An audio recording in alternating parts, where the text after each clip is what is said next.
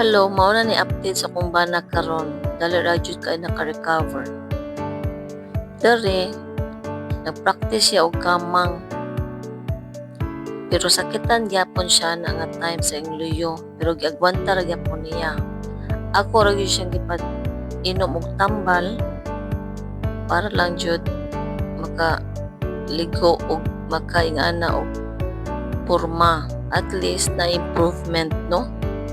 By the way, wa na ko siya gida sa hospital para i-admit or ipa-x-ray kay katong nga time is waiting man gud ang ambulance siya maikog ta ba sa kadugay ba nga naghuwat ang ambulance ato. So pag human og resita sa tambal sa doktor, i-decide lang ko nga mustay lang sa balay kay much better man sa balay kaysa sa hospital. So after nakatumar siya og tambal, wag na mo siya improvement kay ako mag-permit siya i-hot compress ug i-binder. Wala diha di pa na kay na siya diha kay at least mura siya nakakamang na ba nga makabaro gamay action pero di gyapon na siya kabaro kung ana gid siya.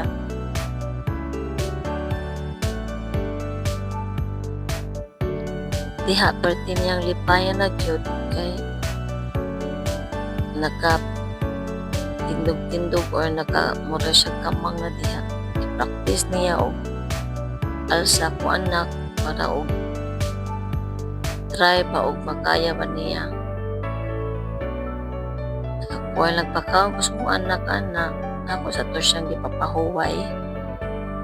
Ako siyang gi-hot compress permit 3 times a day.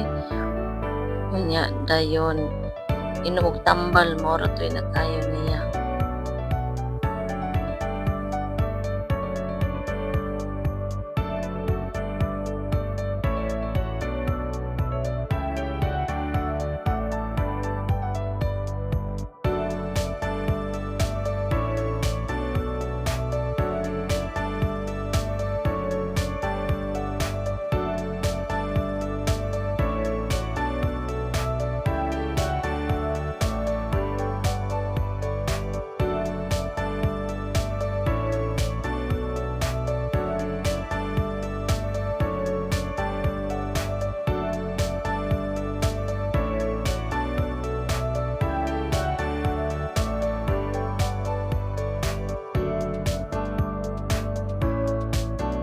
Time ako siyang giingnan nga try daw og barog kay kanang basin pa di ay so naginahinay siya isa siya pasakitan nakulbaan ko pero at least naning kamot siya no.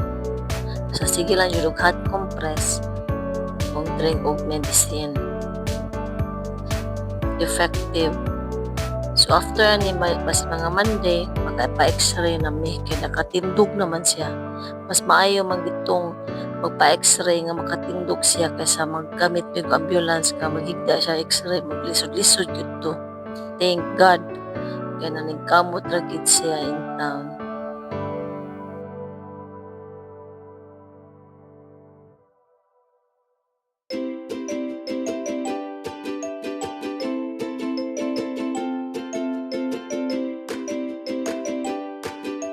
Ako siya pagkaon.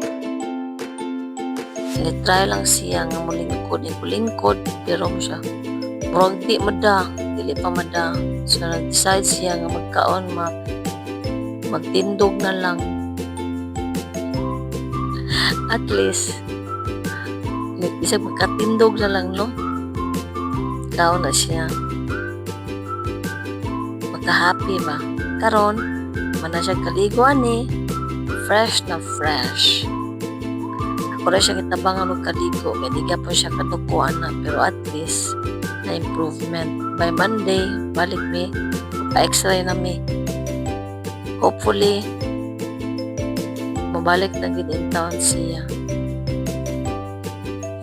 Salamat sa mga prayers ug sa concern.